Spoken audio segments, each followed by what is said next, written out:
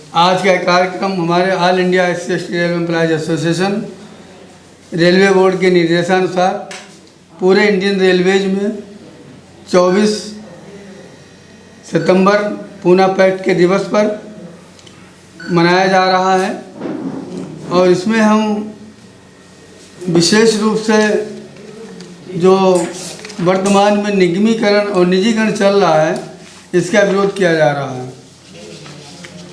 इसके लिए मैं कहना चाहूँगा, वर्तमान में जो भारत सरकार की नीतियाँ हैं या माननीय प्रधानमंत्री जी की नीतियाँ हैं वो बहुत ही देश के खिलाफ हैं। ये नीतियाँ विशेष रूप से किसी भी एक व्यक्ति, एक समाज या एक जाति, एक बिरादरी के लिए नहीं, पूरे देश के लिए है। इससे हमारा पूरे भारत देश के नौजवानों का भविष्य चौपट हो रहा है। मैं आज के कार्यक्रम से ये मैसेज देना चाहता हूँ कि वो इस प्रकार के जो कार्य कर रहे हैं उनको करना बंद कर दें, नहीं तो हम लोगों को और कड़ा विरोध करना पड़ेगा। और इस विरोध के लिए केवल मात्र हमारा एसोसिएशन ही नहीं, हमारे साथ में जितने भी रेलवे के संगठन हैं, यूनियंस हैं, AIRF, NFIR जो और हैं वो सभी हमारे साथ में सभी लोग उपस्थित भी हुए हैं, आए भी हैं और सब ही लोग जो है इसका विरोध कर रहे हैं। यही नहीं, आज के दिन हमारे राष्ट्रीय अध्यक्ष माननीय BL बैरवा साहब, राष्ट्रीय महामंत्री श्री अशोक कुमार जी ने इस तरीके का मैसेज दिया है जो पूरे देश में राज्य सरकारों को भी हमारे जो संगठन हैं उनके द्वारा मैसेज दिया जा रहा है और कार्यक्रम किए जा रहे हैं।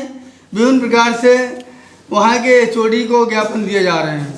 मेरा पुनः इस संबंध में यही कहना है कि जो पूना पैक्ट में जो समझौता हुआ था उसको लागू किया जाए। यदि वो नहीं लागू कर पा रहे हैं तो वर्तमान में जो समझौते में प्रतिनिधित्व की बात हुई थी उसको बरकरार रखा जाए। इस प्रकार की नीतियों से हमारा जो समझौता हुआ था, जो हमारे रिप्रेजेंटेशन की बात थी, वो धीरे धीरे समाप्त किया जा रहा है।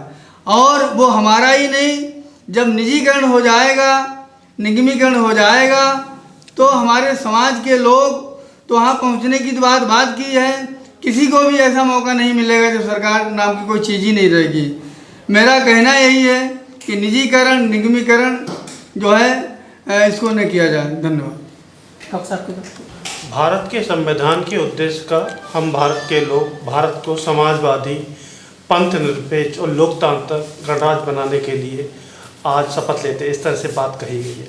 तो जो समाजवादी व्यवस्था है, समाजवादी व्यवस्था इतनी बड़ी, बहुत बड़ी इस देश की जनसंख्या, उसके लिए रोजगार देने की बात थी और रेलवे एक ऐसा संस्थान था जो बहुत बड़ी संख्या में रोजगार सृजन करता था। हमारे जो पहले सरकारें रही उनको भी मालूम था कि क्या क्या रेलवे में कुछ पद क्या क्या ख़त्म कर दिए जाएं तो भी रेल चल सकती है, लेकिन ये संस्थान इसलिए पद सृजित किए जाते थे कि लोग जो इस देश की बड़ी जनसंख्या के लिए भरण पोषण सम्मानपूर्वक हो सके। तो निजीकरण, निगमीकरण क्या है कि आप बहुत बड़ी जनसंख्या का जिसको रोजगार देते उसका पैसा एक आदमी को दे रहे हैं, वो अपने अंडर में कुछ लोगों को रखेगा, उनसे मजदूरों की तरह काम कराएगा। जैसे 1967 से पहले कोयला खदानों में काम होता था, फिर उनका राष्ट्रीयकरण किया गया। बैंकों में प्राइवेट थे तो वो शोषण करते तो उनका राष्ट्रीयकरण। भारत में आज तक जो भी निजीकरण की व्यवस्था रही है वो हमेशा शोषण की ही व्यवस्था रही है। सार्वजनिकरण हमेशा सही रहा है। कुछ अपवाद हो सकते हैं, लेकिन बड़ी जनसंख्या को संभालने के लिए सार्वजनिकरण बहुत जरूरी है। और यदि ये नहीं करेंगे तो ना तो ये बाजार चलने वाला, अर्थव्यवस्था बैठी हुई है, ये बैठ जाएगी बिल्कुल। यदि 1 करोड़ रुपया हम 100 लोगों में बांटते हैं तो वो 100 का 100 करोड़ बाजार में आ जाएगा।